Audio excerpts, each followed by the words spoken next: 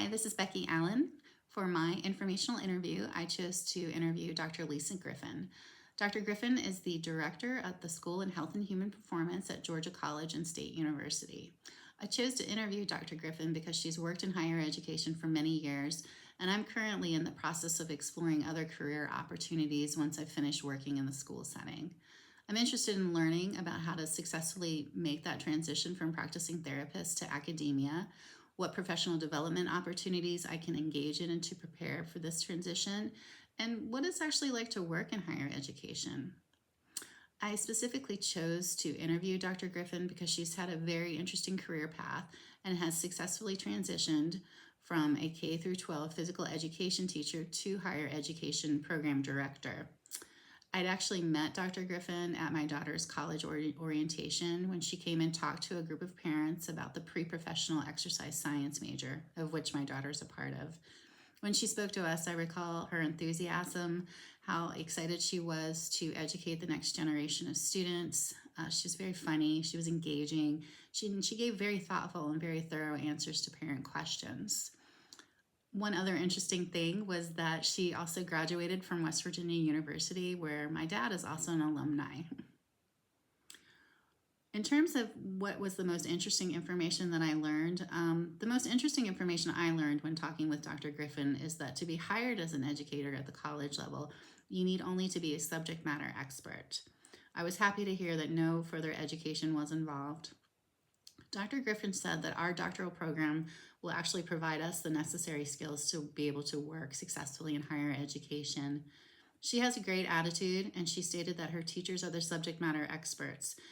Dr. Griffin also stated that she will help you to learn to teach, but she definitely respected your content area expertise.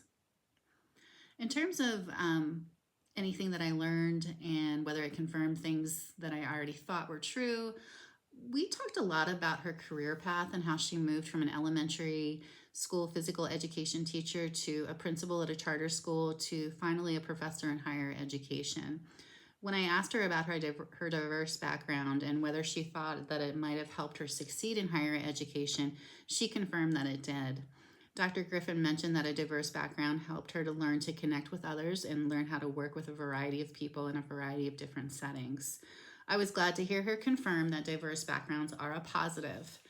As a career changer myself, I have had a non-traditional career path to occupational therapy and believe that I have learned something from each and every place that I've worked with, be those soft skills, how to conduct yourself professionally, how to work with others, how to communicate effectively in the workplace.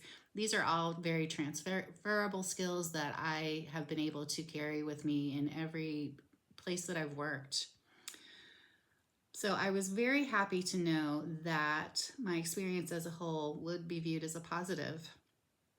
Dr. Griffin also talked a lot about the importance of taking chances and not being afraid to try new things.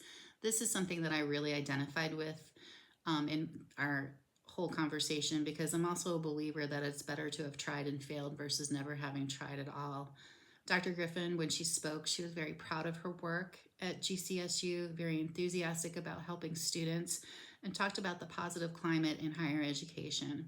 She mentioned that in her organization, they have a lot of positive peer pressure among her colleagues and how they are all very committed to helping students learn, and that the joy in seeing that moment when information sort of just clicks for a student and the passion for educating the next generation of health professionals. That's kind of the overarching legacy of her department and what she models for her teachers and just sort of the environment that she's trying to create there.